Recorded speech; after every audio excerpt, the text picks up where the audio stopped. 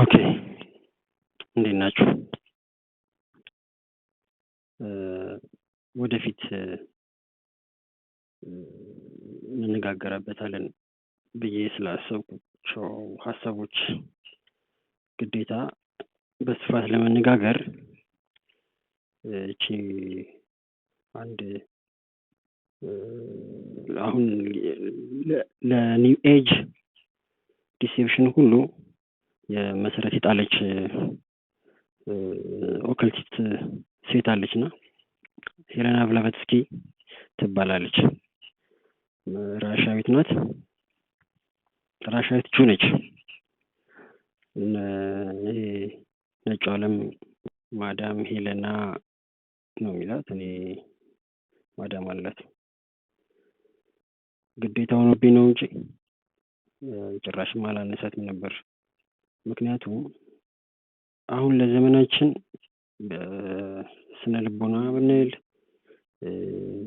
ይሄ ሶሻል አልኬሚ፣ ሶሻል ኢንጂነሪንግ፣ ፌሚኒዝም፣ ኳንተም ፊዚክስ፣ ኳንተም ሚስቲሲዝም፣ ሳይንቲዝም፣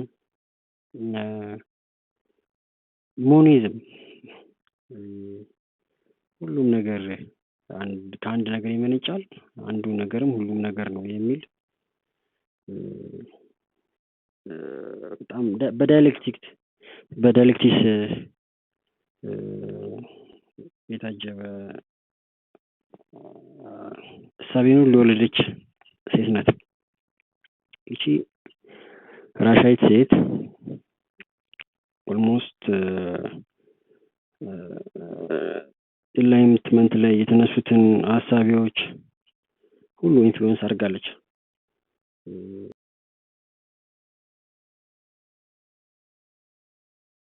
ሄለና ብላቫቴስኪ ራሻን የተወለደችው ከጁ ቤተሰብ ነው የተወለደችው።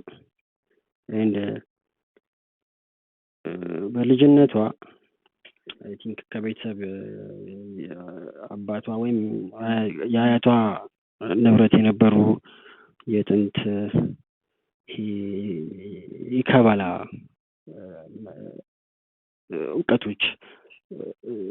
እውቀቶችን የያዘ መጽሐፍት ላይብራሪ ምናምን ነበረውና ያንን እያነበበች ነው ያደገችው። እና ከልጅነቷም ጀምሮ ይሄ ሳይኪክ ፓወር አላት ምናምን ይሏታል። ዞሮ ግን በጣም ቁልፍ ናት። አሁን ዘመናዊ ትምህርት፣ ስነ ልቦና አሁን በቃ ኢቭን ዩኤን ለሚከተላቸው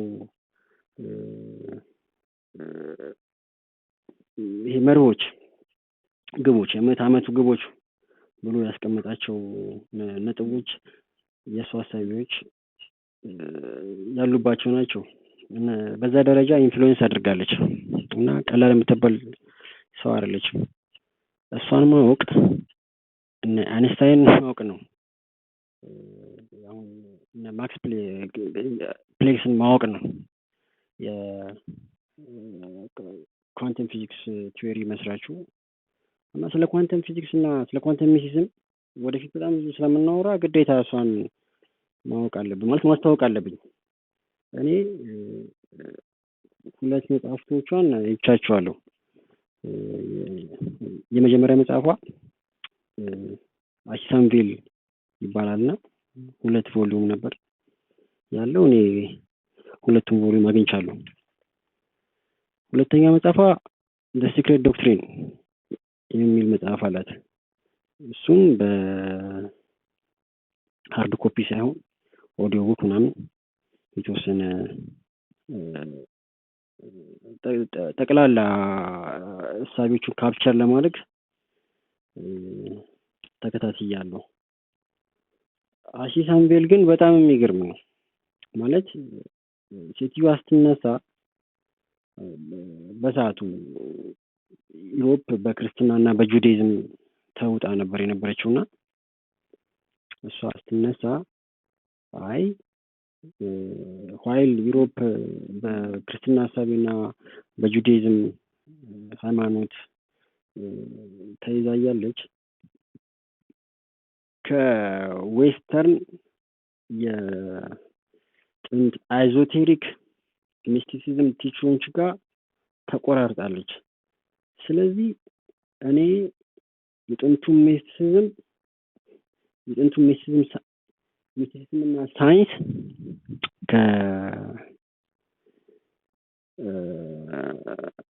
አሁን ሞደርን ካለው ወይም ወደፊት ከሚመጣው ሞደርን ሳይንስ ጋር አቀላቅላለሁ ወይም ደግሞ መሰረት ስላለው ብላን የተነሳችውና የአሲሳንቪል የሚለው መጽሐፏ ሰብታይትሉ ራሱ ብቻውን የሚገርም ነው። ማለት a master key to the mystery of ancient and modern science and theology ይሄ ነው ሰብታይትሉና ብቻውን በደንብ አድርጎ የሚገልጽ ነው ማለት ነው። እሳቢዋን በኢጂፕሽያን፣ በሱሜሪያንስ፣ በኢንዲያንስ ኢቭን በፋሪስት፣ በቲቤታኖች፣ ሜዞች፣ አይዞቴሪክ የሚስጥራዊ ትምህርቶች ዞራ ተምራ እነሱ ነው ሳይንሳዊ አርጋ መጣቻቸው። ናት ኦንሊ ሳይንሳዊ አርጋ ብቻ አይደለም የኒው ኤጅ የዚህ አዲሱ ዘመን የሃይማኖት እሳቢዎች ውስጥ ሁሉ የሷ እሳቢዎች እንዲገቡ ሆኗል ወይም ደግሞ በዛ ኢንፍሉዌንስድ ሆነዋል ማለት ነው። ምክንያቱም ታምን ነበር፣ ጠንካራ እምነት ነበራት። ማለት ኢንፋክት መሬትን ማለት ምድር በሳይኪክ ፎርስ ነው ሪያሊቲ ቤዝ ያደረገው ብላ ነው የምታምነው። አሁን የመሬት ወይም አሁን ያለው ሪያሊቲ ሳይኪክ ፎርስ ላይ ቤዝ ያደረገ ነው ብላ ታምናለች። እና ያንን ሳይኪክ አቢሊቲዋን በመጠቀም አንሴንድድ ማስተር ከምትላቸው መናፍስታዊ አካላት ጋር ቀጥታ ግንኙነት በማድረግ ነው መጽሐፍቶቹን ያዘጋጀችው። ሪሜምበር አሁን በጣም እንደ ቀልድ በውጪ ቤተክርስቲያኖች ውስጥ ቻናሊንግ ምናምን ይላሉ እና አሁን ዲቪኔሽን፣ ቻናሊንግ፣ ሲዶ ሳይንስ የነኚህ ሁሉ ሚስቲካል ሳይንሳዊ ሳቢዎች መሰረት ይጣለችው እቺ ኦካልቲስት የሆነች ሴት ነች። እና ወደፊት ለምናወራው ሁሉ እሷን ማወቅ መሰረት ነው። ኤኒዌይስ ሌላው ምንድነው አሁን አልበርት አንስታይን ይሰራበት የነበረው ወይም ደግሞ እሱ ደረሰበት ተብሎ የሚታሰበውን የሪላቲቪቲ ቲዮሪ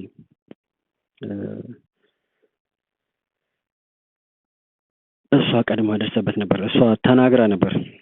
እሷ የተናገረችው ነው እሷ የደረሰችበት ነው። እሷ በነበራት አንደርስታንዲንግ ነው አንስታይን ያብራራው ማለት ነው። አንስታይን ከማስረዳቱ በፊት ስለ ሪላቲቪቲ ከመናገሩ በፊት እሷ ኦልሬዲ ስለ ሪላቲቪቲ ዲቨሎፕ አድርጋለች ወይም ተናግራለች። ሳይንሱ የተቀዳው ኦከልት ከሆነው የጥንት ሱሜሪያን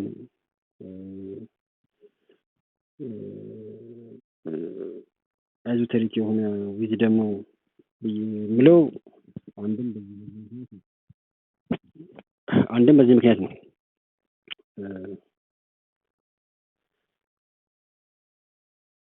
ምን ያህል ስለሷ ካልን ቀጥሎ አሁን ስለ ፌሚኒዝም ስናወራ እናነሳታለን። ስለ በተለይ ይሄ አሁን ኒው ኤጅ ዲሴፕሽንን ተከትሎ ኢምፓወር የሚያደርግ ንግግር የሚናገሩ ሰዎች ኒው ኤጅ ጎርስ በጠቅላላ የፈሉት በእሷ ሀሳቦች ነው እና አዲሱ መንፈሳዊነት ኦልሞስት የመነጨው ከእሷ አስተምህሮቶች ነው ማለት ይቻላል። ከዚህ በላይ ስለ ድብቅ እና ሰይጣናዊ ስለሆኑ ትምህርቷ ብዙም ማለት ሌላው እንደነገርኳችሁ ብዙ ቦታ ሄዳለች። ኢንዲያ ሄዳለች ቡዲዝምን ለመቀበል። የእሷ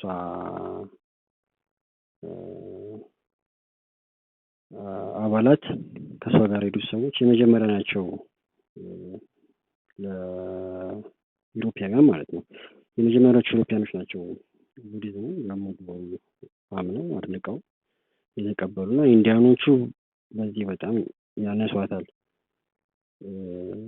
ፔሩ፣ ቻይና፣ ኢጅፕት በጣም ብዙ ቦታ ሄዳለች።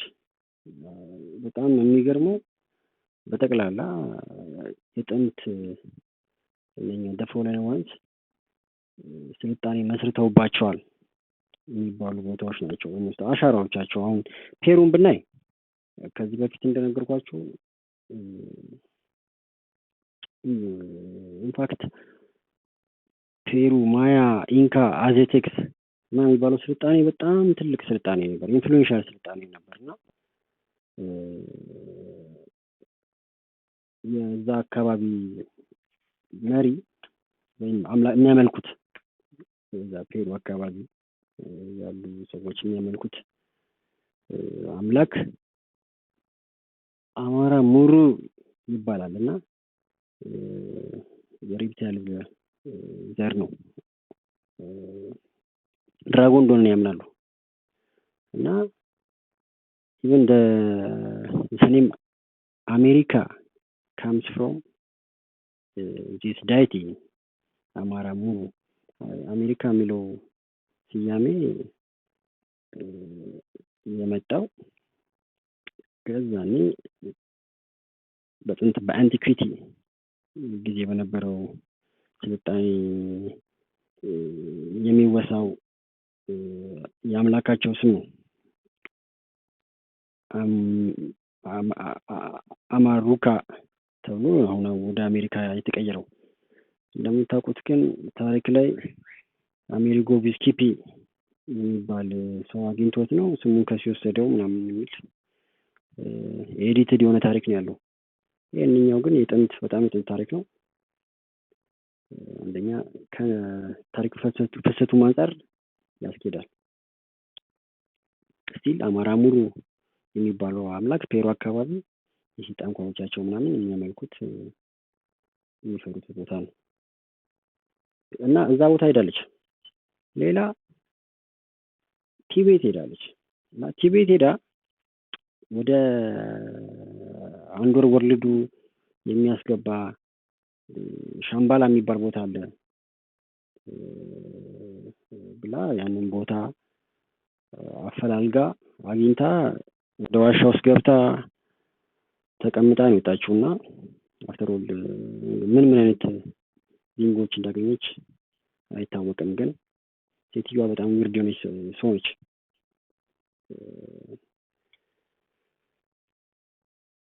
እንዳልኳችሁ አሁን ዘመን የሳይንስ ሳቢዎች በተለይ የኳንተም ፊዚክስ የኳንተም ሜካኒክስ ሳቢዎች ኦልሞስት የእሷ ሀሳቦች ላይ ነው መሰረት ያደረጉት ማለት ይቻላል። እሱም ደግሞ የዘመናችን ፊዚስቶች ስለ ጥንታዊ ጥበብ ስለ ካባላ ኤዞቴሪክ ዊዝደም ምናምን ምን እንደሚሉ በገዛ እንደቦታቸው እንዴት ራሳቸውን እንደሚያስተሳስሩ ራሳቸው ሲመሰክሩ ሰምተን እንመለስ።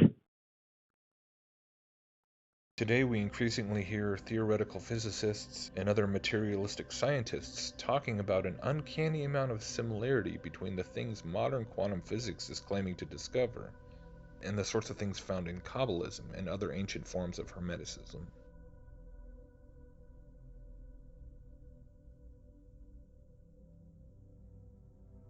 Through the history of atomism, we can see this familiar trend of an original mystical philosophy gradually and painstakingly hammered into what is supposedly a purely materialistic and scientific knowledge base, which then, ironically enough, winds up coming full circle to where it begins pointing humanity back to that original underlying Hermetic belief system. Has humanity effectively been duped into building the machines that will serve as the key to freeing a horde of entities from a dimensional prison? Did fallen angels perhaps begin perpetrating these false cosmological and physical doctrines long ago, so that eventually we would believe we were acquiring the knowledge to achieve our own immortality, when in reality we were only playing God?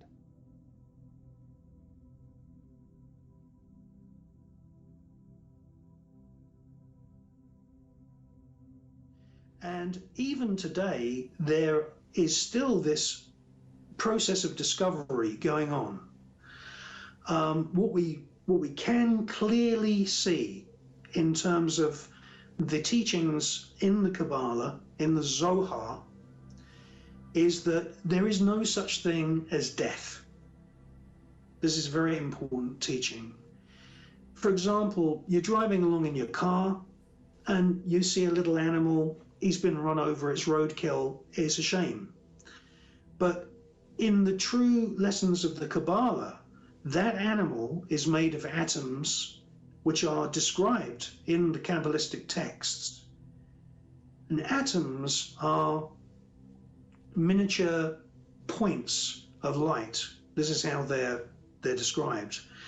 They are particles which you cannot see with your eye, but they are the building blocks of everything in the universe. And that little dead creature, he is made of atoms, and those atoms are full of energy. And so the Kabbalistic texts and the tradition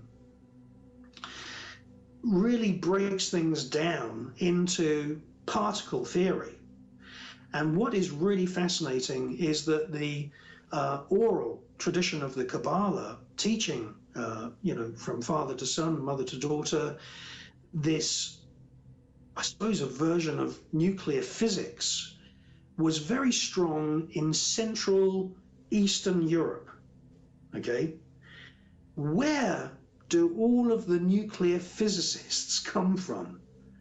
Niels Bohr, Szilard, Albert Einstein, the Oppenheimer brothers, Edward Teller, who invented the hydrogen bomb. If you look at their family histories, they all come from Central Eastern Europe, which is the geographical area where the oral tradition of the Kabbalah was its strongest in Europe.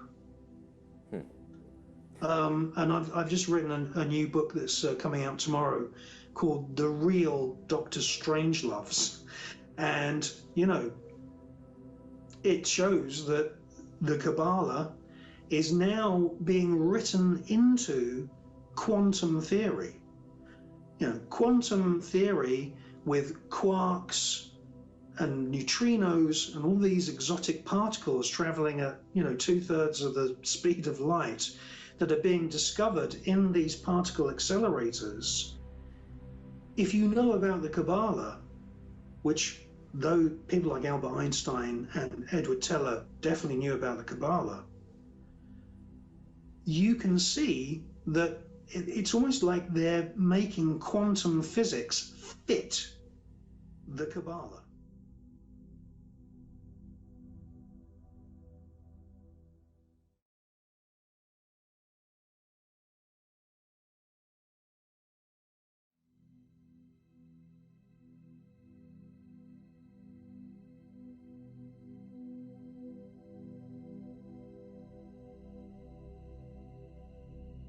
Is it not a crazy thing to ponder?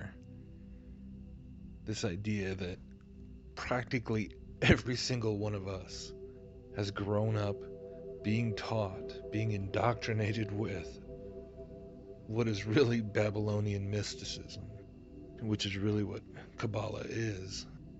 Only none of us had any idea because we were all told it was science.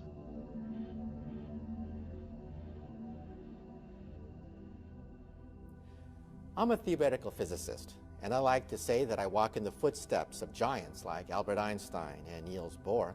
I'm not a philosopher. However, I am rather dazzled by the fact that many of the basic mysteries that we find in string theory and the theory of everything seem to be mirrored in the Zohar and in the Kabbalah. As a scholar, the most amazing thing of all is the degree to which modern astrophysics sounds like a Kabbalistic text. When I first made the correlations between Kabbalah and science, I was stunned. We do know that Isaac Newton had access to certain mystical texts, certain texts of the Kabbalah. Well, the Kabbalistic description of creation is coming from a single little point, from a speck, and of having matter form and time and space form all together at the very beginning. This sounds very much to me like the description of the Big Bang. I couldn't believe that the Kabbalists could derive these truths without really knowing any mathematics or physics. It is certainly true that in string theory, the number 10 is the dimension of space-time for supersymmetrical string theories, and 26 for bosonic string theories stand out as a requirement of the mathematics. All the things that could destroy string theory, all the things that do destroy every rival theory to string theory, they are all eliminated in precisely 10 and 26 dimensions. These dimensions are magic. We physicists don't know where these dimensions come from. The Zohar says those things. It could have been a lucky guess. I don't know. They knew things about the universe that took us till now to discover. It's rather amazing, this uncanny reflection of some of the most advanced cosmology coming from our satellites, coming from our atom smashers, coming from our blackboards, that are mirrored in the Zohar and ancient Kabbalistic. ራሳቸው ሲመሰክሩ አሁን በጣም የዘመናችንን ስትሪንግ ቲዮሪ፣ ኳንተም ግራቪቲ፣ ኢቭን በቃ ኮስሞሎጂን በተመለከተ በጣም ብዙ ምርምሮችን የሰሩ ትልልቅ የፊዚክስ ሰዎች ናቸው እነኚህ ሰዎች። ነገር ግን ፊት ለፊት ወጥተው እንዴት የዘመናችን የሳይንስ ሳቢዎች የፊዚክስ ሳቢዎች ከባቢሎናውያን የጥንት ምትሃት እና ሰይጣናዊ አስተምሮ ጋር እንደሚተሳሰሩ እየነገሩ ነው። ሌላው ቀርቶ ቢግ ባንግ ቲዮሪ ምናምን ራሱ ከካባላ ጋር ዳይሬክትሊ ቀጥታ ግንኙነት አለው። ይሄ ማክሮ ካዝም የማይክሮ ካዝም ሪፍሌክሽን ነው ይላሉ እና ይህም እንደዚሁ ካባላ ላይ መሰረት ያደረገ ንግርት ነው።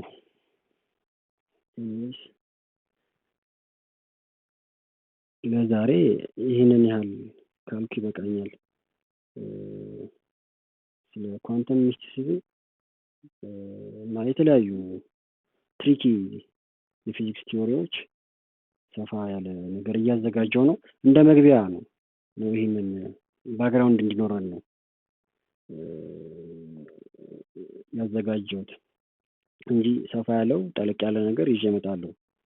ነገር ግን አሁን ጓደኞቼ ምናምን ሲነግሩኝ ምንድነው እሱ በደንብ በጣም ዲፕ ገብተህ ማታስረዳ ከሆነ ይብሊ ልክ ሰው አንተ አንደርስታንድ ባደረግከው ልክ ሰዎች አንደርስታንድ ላያደርጉ ስለሚችሉ መጀመሪያ ቀጥለህ ስለምታወራቸው ነገሮች እንዲያስቡበት መነሻ ሪፈረንሶችን አስቀምጠ ብታልፍ የሚል አስተያየት ስለደረሰኝ ቢያንስ አሁን ስለ ኳንተም ሚስቲሲዝም ምናምን ሳወራ እንዴት የዘመናችን ሳይንቲስቶች ዲሲቭ እያደረጉ እንደሚሄዱ ላውራ እንደሚችል ይገመታል ማለት ነው። እና ያው ያለውን ፋክት ፕሬዘንት እናደርግና ዶቶችን ኮኔክት እያደረግን እንቀጥላለን። ኦራይት፣ መልካም ቀን።